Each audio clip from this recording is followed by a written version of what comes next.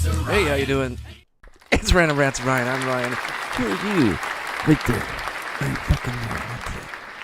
So, the deep state, there's a lot of stuff going on with the deep state. You know, pedogate, Pizzagate, satanic ritualistic abuse, QAnon. You guys have probably heard of that. If you're on the internet, you've heard of it. Everybody's talking about taking out the CIA or changing around these three-letter agencies, getting good people in. Here's the problem with all this deep state stuff. Yeah, the deep state has to be cleaned out. Hell, our Congress and Senate needs to be cleaned out. Hell, even our local state and local city and county governments need to be cleaned out. But the real problem is the deep state is a product of the Federal Reserve, right? The top of the pyramid is the Federal Reserve and those who control the Federal Reserve. Until we go after the Federal Reserve, this is all kind of theater, really. I mean, it's positive in its overall aim. It's a positive, but the real enemy, the real issue we have is that we've adopted a form of governance which is state-sponsored cronyism, in which the private banking industry really has complete and total control of the economy, right?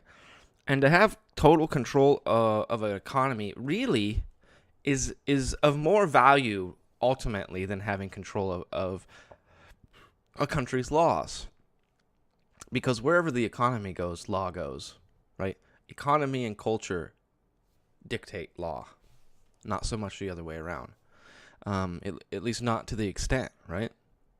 For example, if any number of laws gets passed next year or this year under the Trump administration, let's say a tax cut, gay marriage, what may have you, these laws are never going to affect my life anywhere near the level my life will be effective if I start making $50,000 more a year, right? If I make $50,000 more dollars a year in income, my life is going to be so much more greatly changed than virtually any law that could be passed, right?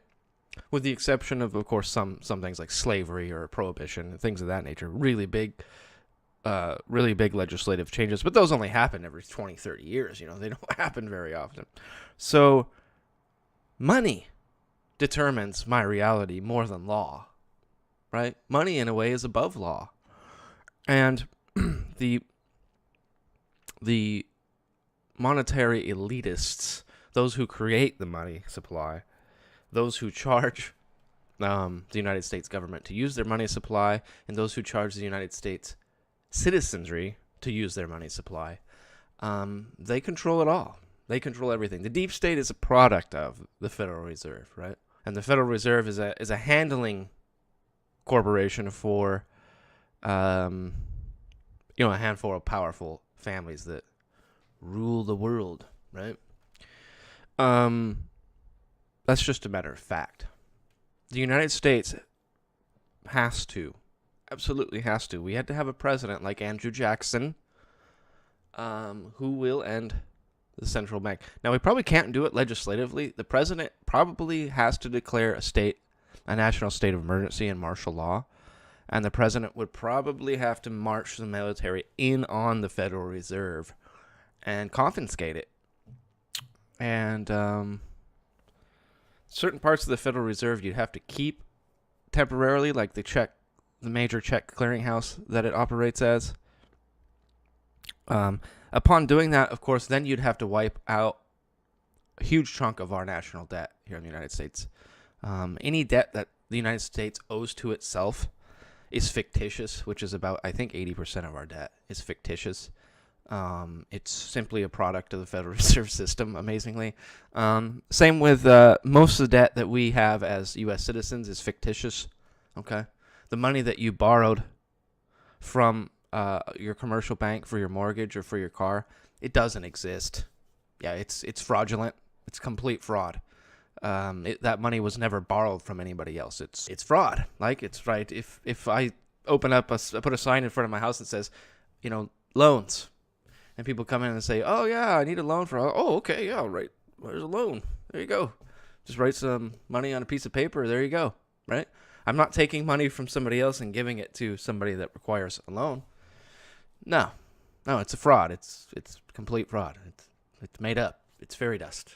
It doesn't exist. So this debt-based system, a lot of the debt has to be wiped out both within the U.S. government and the private debt levels. They have to be wiped out by the stroke of a pen. And that's the only way forward. We are bogged down in debt, and that's the point. That's what's supposed to happen with this system. It's a system of control, and debt is the main control item, the main control factor used. So, yeah, that's what's going on with that. Not until we get some real... Nobody's talking about the Federal Reserve anymore, which I find is really disturbing. Nobody's talking about Andrew Jackson. That's what I have my eyes set on. My goal is, I ended up being a huge Pizzagate, Pedogate researcher here. Again, that is a symptom of the Federal Reserve, right? No Federal Reserve, to a great degree, probably wouldn't have Pizzagate, Pedogate happening, right? The United States is controlled by a network of rich elitists, and the CIA and the lobbying groups and the FBI, they're all just extensions of this group. And they carry out its will. I'm still hopeful. I've never seen a president of the United States not be a Council on Foreign Relations member. Incredible. I didn't know if this would ever happen, or at least I knew when it did happen in my lifetime, we were going to see some massive, huge changes. So I'm still hopeful for the Trump administration. I'm still hopeful for the American people that we can get out of this slavery called debt bondage. We have to return to a full reserve banking system, which means anytime you borrow money, it has to come out of somebody else's account somewhere. And the problem with authoritarian governments is they don't like using a full reserve banking system. We can use paper, seashells, it doesn't really matter. They don't like using a full reserve banking system because they have to reduce their tax load and the size and scope of the government immensely. And it's because there has to be more money in the circulation of the economy to keep the economy going strongly. They can't suck up the amount of tax revenue needed. And the Federal Reserve sort of gives them a cheat code because all the lending can create inflation in the economy with the price, of course, associated with it.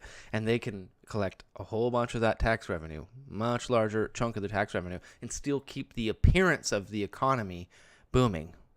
When in actuality, the real economy would be and can be booming, but the monetary debt associated with the economy is weighing it down constantly.